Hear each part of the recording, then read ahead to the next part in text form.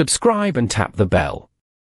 Twice a day, we bring you the real words of the Stoics, not paraphrased, not softened. Marcus Aurelius wrote one of his most famous notebook entries before he'd even gotten out of bed. He complains, in his own private handwriting, about not wanting to face the day, the cold, the effort, the people he'd rather avoid, and then answers himself in the same entry. A human being's job, he reasons, is to work, the way it's a bee's job to make honey, or a spider's job to weave, or an ant's job to gather.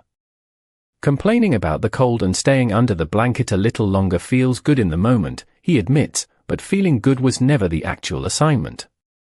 This exchange, argued out with himself before sunrise, functioned as his morning routine, centuries before the term existed. The routine wasn't relaxation. It was closer to a rehearsal for the specific difficulties the day was about to contain. In several entries, Marcus reminds himself, before leaving his tent, that he'll meet meddling people, ungrateful people, people who are dishonest or envious or simply unpleasant to deal with, and that this is exactly what should be expected from a day spent among other human beings rather than treated as some unusual injustice aimed personally at him. He isn't talking himself into cynicism. He's removing the element of surprise, so that the first difficult person he meets that morning doesn't get to also cost him his composure on top of whatever else the interaction costs. Epictetus frames the same morning discipline as a kind of preloaded readiness. He tells his students to have Stoic principles available the way a doctor keeps instruments ready before a patient walks in, not summoned from scratch under pressure, but already at hand, because a crisis is the worst possible moment to start building a response from nothing. Applied to a morning, this means deciding in advance, while calm, how you intend to meet the specific provocations that tend to arrive later in the day, the argument, the delay, the bad news, rather than waiting to improvise a reaction once already agitated by them. There's also a physical, almost mundane side to how Marcus used his mornings, visible in the sheer repetition of the notebook itself. He didn't write these entries once and consider the matter settled. He returned to nearly the same arguments again and again across what survives of the text, the same reminder about difficult people, the same reminder about mortality, restated in slightly different language each time, as though a single successful pep talk wore off by the next morning and needed to be run again. That repetition is itself part of the routine, not a single insight retained forever, but a practice repeated daily because yesterday's version of it had already faded. Seneca's version of a morning discipline is quieter and less dramatic than Marcus's, closer to a private accounting exercise he describes running at day's end and expects a reader to adapt to morning use as well. He describes asking himself plainly what habit he's cured today, what fault he's resisted, in what respect he is better, a short, specific self-review rather than a vague resolution to improve in general terms that could mean almost anything. Applied at the start of a day instead of its close, the same exercise becomes a short list of exactly what today is meant to test, stated in advance rather than reviewed only afterward once it's too late to prepare for it. Seneca describes doing this in the dark, in silence, after his household has gone quiet, treating the review itself as a kind of court he holds on his own conduct, with himself as the only judge present and no one else's opinion allowed a vote. He's also explicit about why he insists on doing this daily rather than occasionally, or only when something has gone visibly wrong.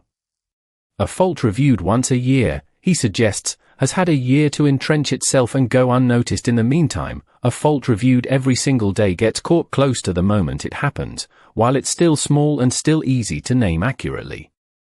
The frequency, not just the content of the review, is doing real work here. The same self-honesty exercised once a week would likely produce a much vaguer, much less useful account than the version run daily while the details are still fresh enough to examine plainly. None of the three men describe a morning routine involving cold water, a set number of pages read, or any particular ritual object. The details modern morning routine content usually fixates on, often as though the object itself carried some of the discipline. What they describe instead is a mental rehearsal, done before contact with the actual day, of the specific difficulties that day is expected to contain, followed by a deliberate decision about how to meet them. Marcus rehearsed difficult people. Epictetus rehearsed having a principle ready before it was needed. Seneca rehearsed a short, specific standard to be held against by evening. The form varies. The function, in all three, is the same, meeting the day already decided, instead of deciding in the middle of it under pressure, when the decision is likely to be made by whichever emotion got there first. It's also worth noting what none of them promise. None of the three claim a good morning discipline guarantees a good day, or that rehearsing difficulty in advance makes the difficulty painless once it actually arrives. Marcus still records bad days after presumably running his own rehearsal that same morning. The notebook itself is evidence the technique wasn't a permanent fix, since a permanent fix wouldn't need to be re-argued in entry after entry across what survives of the text. What the rehearsal changes isn't whether the difficult day happens.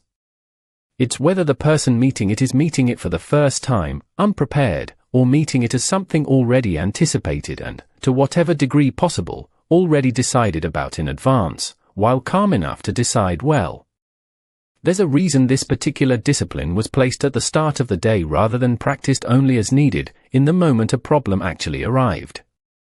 By the time a difficult colleague is already mid-sentence, or bad news has already landed, the nervous system has usually already reacted before any philosophy gets a chance to intervene. The emotional response arrives first, fast, and the reasoned response, if it comes at all, arrives late and has to fight uphill against a reaction already in motion. Rehearsing the difficulty earlier, while nothing is actually happening and the stakes are only imagined, lets the reasoned response get installed first, so that when the real version of the difficulty shows up later, it's arriving into a mind that's already had the argument once and reached a conclusion, rather than one meeting the question cold. Hit subscribe and turn on notifications. We bring you Marcus Aurelius, Epictetus, and the Stoics they trained, straight from the source, twice a day.